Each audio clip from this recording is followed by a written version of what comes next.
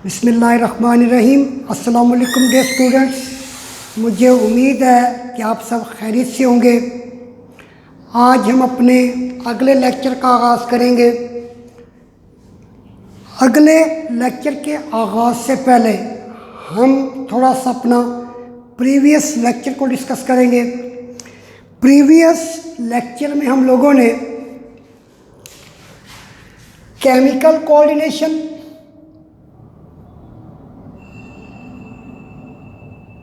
Chemical और फिर nervous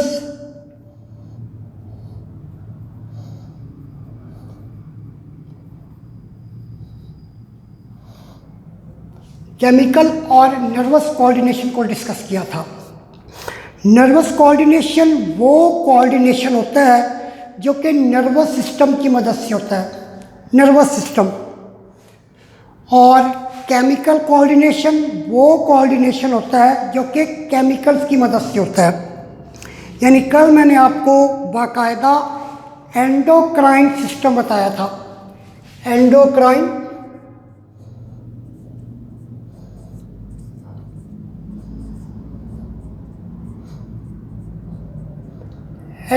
system कि जो केमिकल कोऑर्डिनेशन है वो एंडोक्राइन सिस्टम की मदद से होता है। एंडोक्राइन सिस्टम में वो ग्लैंड्स या सेल या टिश्यू जो कि अपना हार्मोन डायरेक्ट ब्लड में रिलीज़ करता है, उस सिस्टम को हम एंडोक्राइन सिस्टम कहते हैं। इसके अपोजिट एक और सिस्टम भी होता है, उसे कहते हैं एक्सोक्राइन सिस्टम। इसके अपोजिट एक्सोक्राइन सिस्टम, एक्सोक्राइन,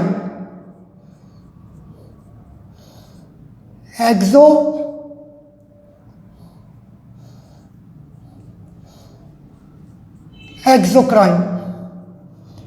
अब जो एंडोक्राइन सिस्टम है, एंडोक्राइन सिस्टम में ग्लैंड्स जो होते हैं, टिश्यू या ग्लैंड या सेल जो अपना हार्मोन डायरेक्ट ब्लड में रिलीज़ करते हैं, ये एंडोक्राइन सिस्टम कहलाता है। यानी विदाउट डक्ट, बगैर किसी नाली के, विदाउट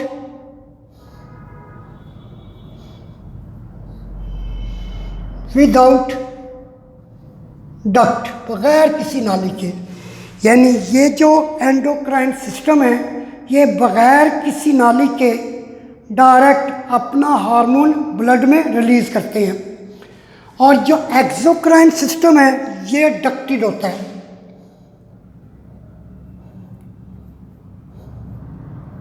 डक्टेड यानी एक्सोक्राइन सिस्टम अपना हार्मोन या केमिकल नाली की मदद से, डक्ट की मदद से, नाली की मदद से टारगेट वाली जगह पर भेजते हैं। यानी एक्सोक्राइन सिस्टम में डक्टेड है, नालियों की मदद से जो इंजाइम या केमिकल या हार्मोन उस जगह पर पहुंचता है जहां पर उस हार्मोन ने काम करना होता है। यानी जो एंडोक्राइन है ये बगैर नालियों के है, जो एक्सोक्राइन है ये बगैर नालियों के है। ये भी केमिकल कोऑर्डिनेशन, एंडोक्राइन सिस्टम भी केमिकल कोऑर्डिनेशन, एक्सोक्राइन भी केमिकल कोऑर्डिनेशन। फ़र्क सिर्फ नालियों का आता है कि ये बगैर नाली के ब्लड में अपना हार्मोन डालता है ये सिस्टम, और जो एक्सोक्राइन सिस्टम है ये नालियों की मदद से अपना हार्मोन एंजाइम उस जगह पर भेजता है जहाँ पर उस हार्मोन ने, एंजाइम ने काम करना होता है। तो प्रीवियस लेक्चर में हमने रिसेप्टर के मतलब डिस्कस किया था कि रिसेप्टर वो टिश्यू, सेल या ऑर्गन होता है जो कि एक्सटर्नल या इंटरनल स्टिमुलाई को डिटेक्ट करता है। यानी that detect change in the environment, यानी जो कि एनवायरनमेंट में किसी भी चेंज को डिटेक्ट करेगा, मालूम करेगा। और फिर उसके बाद फिर हमने कोऑर्डिनेटर को डिस्कस किया था कि नर्वस कोऑर्डिनेशन के अंदर ब्रेन और स्पाइनल कॉर्ड ये कोऑर्डिनेटर हैं, जबकि केमिकल कोऑर्डिनेशन में एंडोक्राइन सिस्टम, एक्सोक्राइन सिस्टम या एंडोक्राइन ग्लैंड ये क्या है, ये कोऑर्डिनेटर है। अब अगला जो हमारा टॉपिक है वो है effectors. These are the parts of body which receive message from coordinator। Diagram में देखिए, डायग्राम में ये मसल और ग्लैंड ये क्या है, ये इफेक्टर्स हैं। अब ये ब्रेन और स्पाइनल कॉर्ड से मैसेज को रिसीव करेंगे। मैसेज किस शक्ल में आएगा? मैसेज नर्व इम्पल्स की शक्ल में आता है। यानी ये न्यूरॉन है, न्यूरॉन, इसे न्यूरॉन कहते हैं, न्यूरॉन।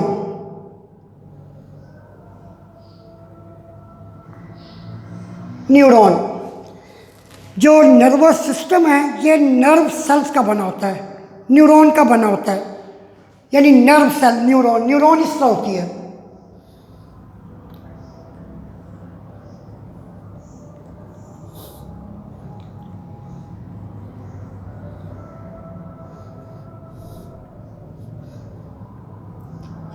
ये न्यूरॉन है, यानी काफ़ी सारी न्यूरॉन मिलती हैं और एक नर्व बनती है।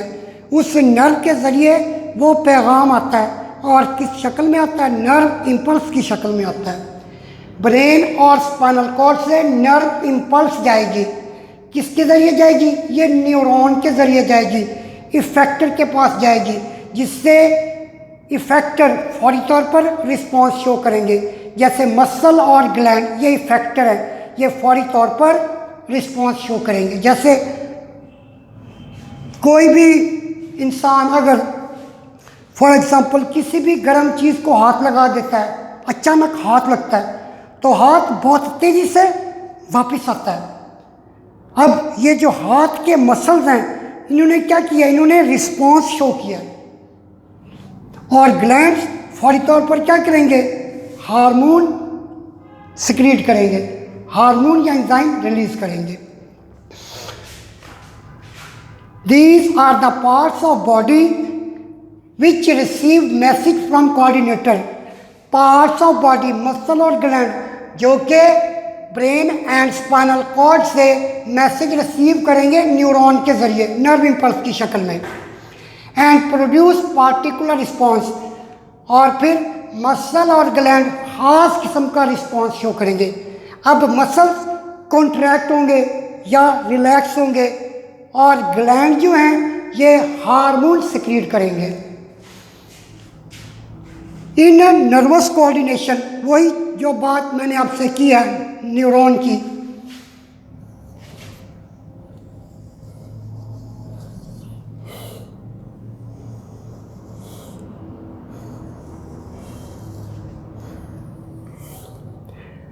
इन नर्वस कोऑर्डिनेशन में neurons carry message from coordinator brain and spinal cord to muscle and glands which act as a effector.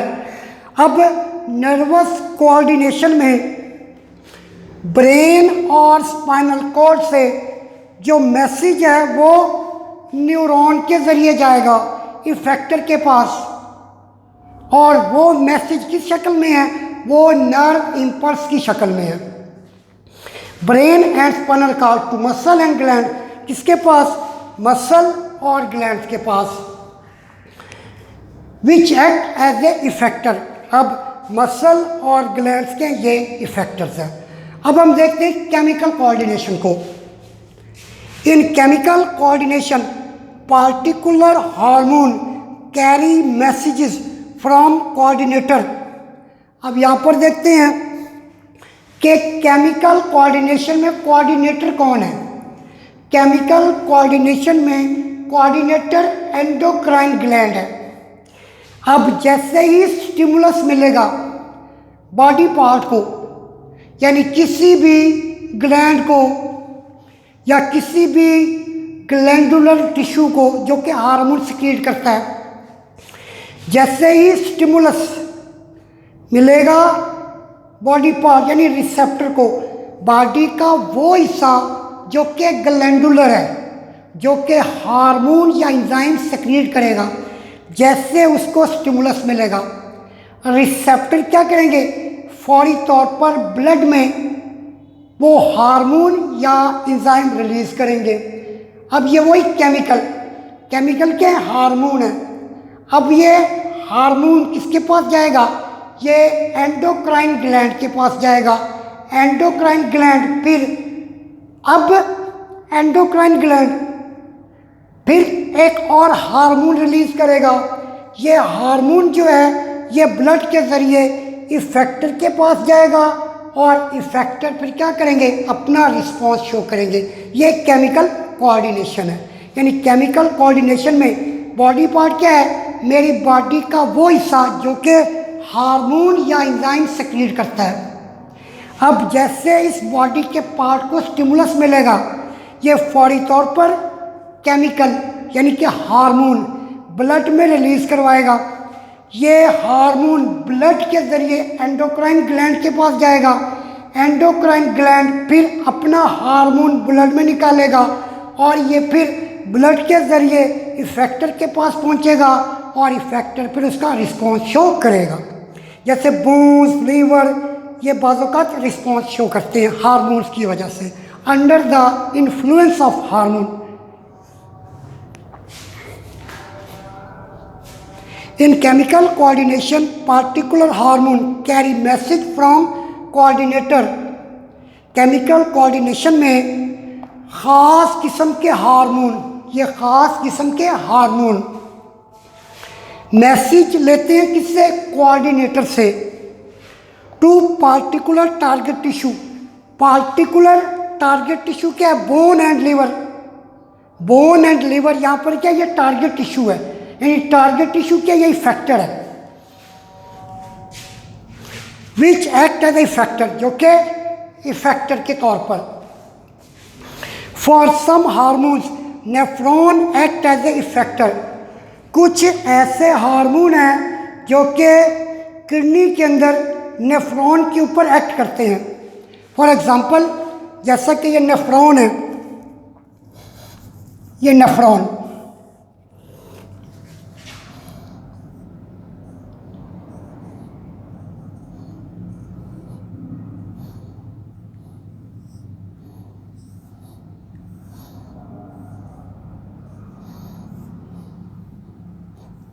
कुछ ऐसे हार्मोन हैं जो कि नेफ्रॉन के ऊपर एक्ट करते हैं, और वो दो हार्मोन हैं। एक है ADH, anti diuretic hormone, ADH, anti diuretic hormone, और दूसरा है aldosterone.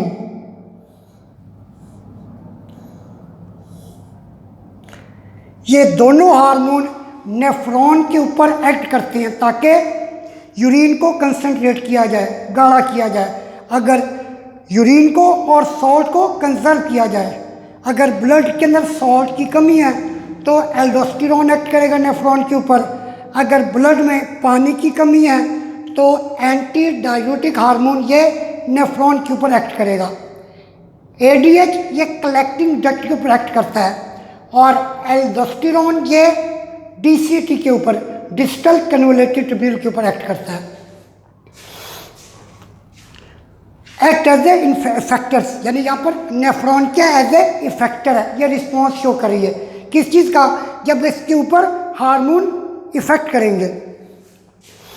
Similarly bones and liver act as a effector. इसी तरह बोन और लिवर भी इफेक्टर्स का काम करते हैं फॉर मैनी हार्मोन्स, बहुत से हार्मोन्स के लिए। जैसे फॉर एग्जांपल एस्ट्रोजन एक हार्मोन है। एस्ट्रोजन हार्मोन क्या करवाता है, बोन्स के अंदर कैल्शियम को डिपॉजिट करवाता है ताकि बोन्स हार्ड हो जाएं, स्ट्रॉन्ग हो जाएं। अब रिस्पॉन्स क्या है, on receiving the message from coordinator, जैसे कोऑर्डिनेटर से, यानी कि अगर मैं नर्वस कोऑर्डिनेशन को देखता हूँ, नर्वस कोऑर्डिनेशन में ब्रेन और स्पाइनल कॉर्ड ये कोऑर्डिनेटर हैं। अब जो कोऑर्डिनेटर हैं, जैसे ही on receiving the message from coordinator, जैसे ही कोऑर्डिनेटर से इनको मैसेज मिलता है, द इफेक्टर परफॉर्म एक्शन, ये मसल और ग्लैंड ये इफेक्टर्स हैं।